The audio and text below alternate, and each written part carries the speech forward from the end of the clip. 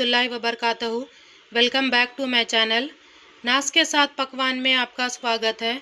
तो मैं आज बनाने जा रही हूँ बहुत ही डिलीशियस और सुपर टेस्टी चॉकलेट केक की रेसिपी। तो देखिए फ्रेंड्स, ये आसानी से कट हो रहा है, बिल्कुल स्मूथली। ये फ्रेंड्स हमारा कितना मज़ेदार और स्पॉन्जी बना है माशाल्लाह से केक हमारा। तो आप भी मेरी इस रेसिपी को ज़रूर ट्राई करिए और अपने फैमिली और फ्रेंड्स के साथ शेयर करिए। तो चलिए फ्रेंड्स, अब इस मज़ेदार सी रेसिपी को बनाना शुरू करते हैं। केक बनाने के लिए सबसे पहले इस तरह का मोल्ड ले लेंगे। मोल्ड में मैंने ऑयल से अच्छी तरह से ग्रीस कर लिया है। अब यहाँ पर मैं बटर पेपर ले रही हूँ। बटर पेपर को मैंने मोल्ड के साइज़ में काट लिया है इस तरह से। अब बटर पेपर को इस तरह से मोल्ड में रख देंगे और फिर से ऑयल से ग्रीस कर लेंगे पेपर के ऊपर। तो इस तरह से मैंने ऑयल से ग्रीस कर लिया है पेपर के ऊपर भी। अब मोल्ड के साइड्स को कवर करने के लिए इस तरह से मैंने पेपर कट कर लिया है, बटर पेपर को। इसे भी इस तरह से लगा देंगे साइड में। ये स्टेप ऑप्शनल है, लेकिन अगर आप ये करेंगे तो केक साइड्स में भी नहीं लगेगा।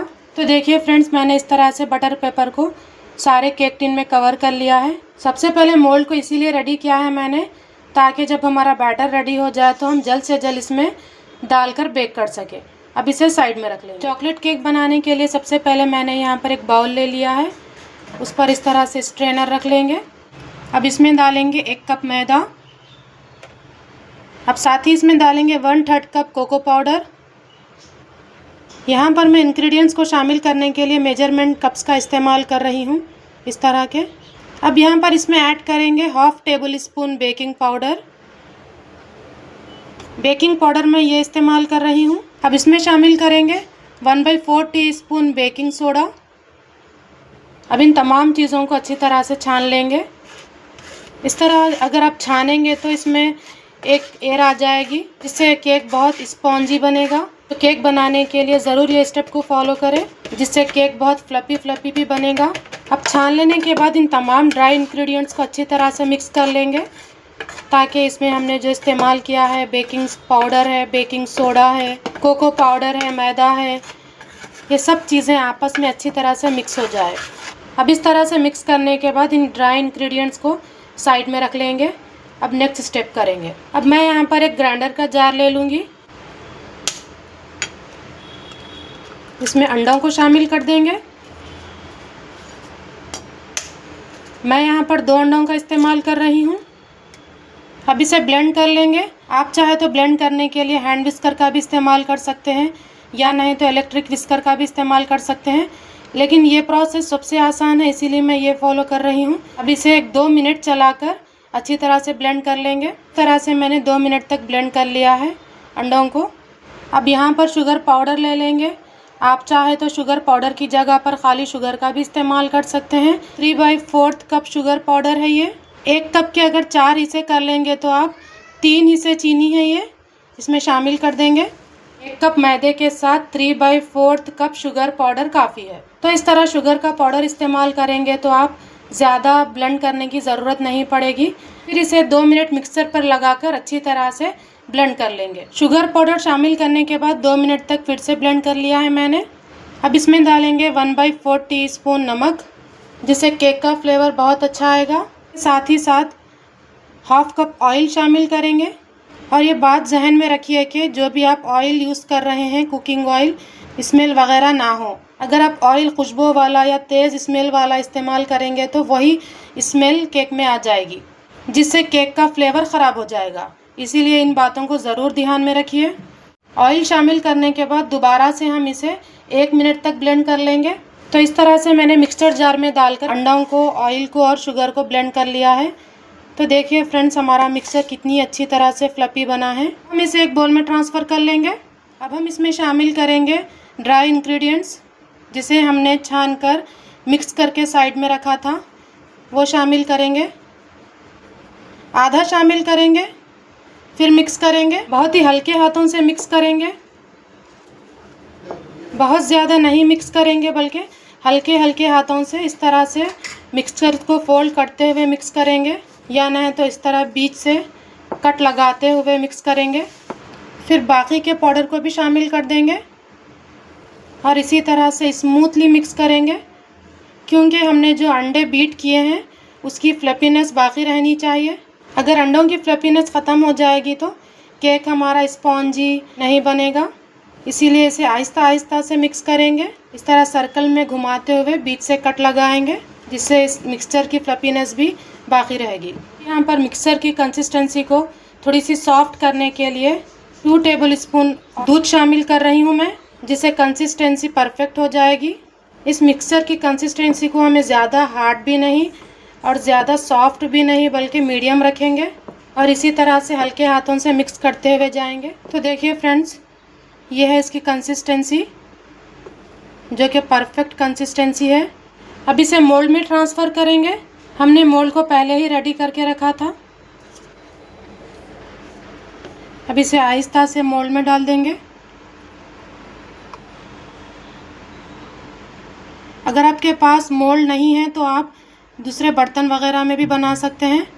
उस बर्तन को आप अच्छी तरह से ऑयल से ग्रीस कर लें, या नहीं तो आप बटर पेपर का भी इस्तेमाल कर सकते हैं, जिससे केक डीमोल्ड आसानी से हो जाएगा। सारे बैटर को अच्छी तरह से डाल देंगे इसमें। तो सारा बैटर मैंने मोल्ड में डाल दिया है। अब इसे 4 से 5 बार इसी तरह से डैप डैप कर लेंगे, ताकि इसमें जितनी भी एयर बबल्स वगैरह है वो इसमें से निकल जाए। इसे बेक करेंगे। बेक हम विदाउट ओवन कर रहे हैं। विदाउट ओवन बेक करने के लिए इस तरह से मैंने एक बर्तन ले लिया है। अब इसके ऊपर कोई भी जाली वाला स्टैंड रख देंगे इस तरह से। अगर आपके पास इस तरह का स्टैंड नहीं है तो आप कोई भी छोटी सी प्लेट को उल्टा करके रख दें। इस बर्तन को 10 मिनट के लिए प्री हीट पर रख दिया था। अब ये अच्छी तरह से गर्म हो चुका है। अब इस पर रख देंगे केक के मोल्ड को।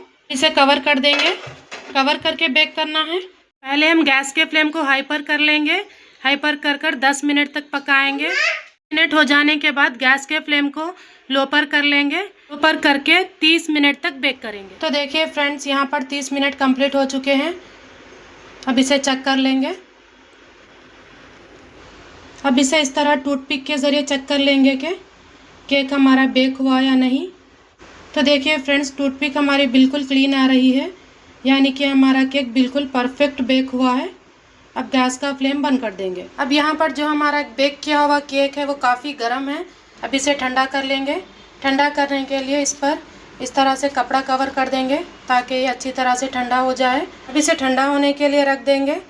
केक को डेकोरेट करने के लिए क्रीम रेडी करेंगे। अब केक को डेकोरेट करने के लिए मैंने यहाँ पर क्रीम ले लिया है। ये 1 कप व्हिपिंग क्रीम है।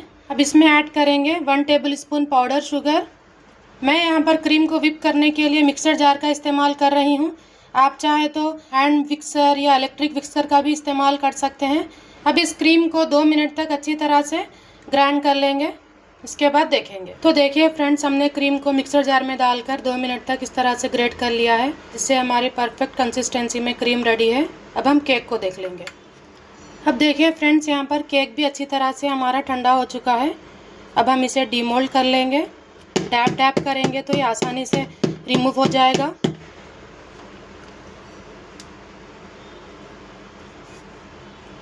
तो ये आसानी से हमारा केक रिमूव हो चुका है। अब इससे बटर पेपर को अलग कर लेंगे। तो देखिए फ्रेंड्स, हमारा केक कितनी अच्छी तरह से सॉफ्ट और स्पॉन्जी बना है। अब यहाँ पर केक को सेंटर में से काट लेंगे। काट कर ऊपर की लेयर अलग कर लेंगे। तो इस तरह से मैंने केक को सेंटर में से काट कर 2 हिस्सों में डिवाइड कर लिया है। देखिए फ्रेंड्स, हमारा केक कितना अच्छा और स्पॉन्जी बना है। तो यहाँ पर मैंने होममेड टर्निंग टेबल बनाया है। इस तरह का एक बर्तन ले लेंगे और इस पर प्लेट को उल्टी रख देंगे, जिससे इस तरह का टर्निंग टेबल बन जाएगा आसानी से। अब यहाँ पर नेक्स्ट केक को डेकोरेट कर लेंगे। सबसे पहले केक का एक लेयर ले लेंगे। इस पर शुगर सिरप को शामिल कर देंगे। 2 टीस्पून शक्कर में आप 1/2 कप पानी शामिल करके इस तरह सिरप बना लीजिए। शुगर सिरप डालने के बाद केक के ऊपर एक क्रीम की लेयर लगा देंगे और इसे फैला देंगे। आप चाहे तो ये लेयर को और भी मोटी भी रख सकते हैं। अब इसके ऊपर केक की टॉप लेयर को रख देंगे। अब फिर इसके ऊपर शुगर के सिरप को शामिल करेंगे। 4 से 5 टीस्पून शामिल करना है, ताकि शुगर सिरप अंदर तक अच्छी तरह से अब्जॉर्ब हो जाए। फिर ऊपर भी क्रीम शामिल कर देंगे। इसे भी फैला देंगे। अच्छी तरह से। तो इस तरह से मैंने क्रीम को केक पर कवर कर दिया है। अब इस पर चेरीज़ को रख देंगे।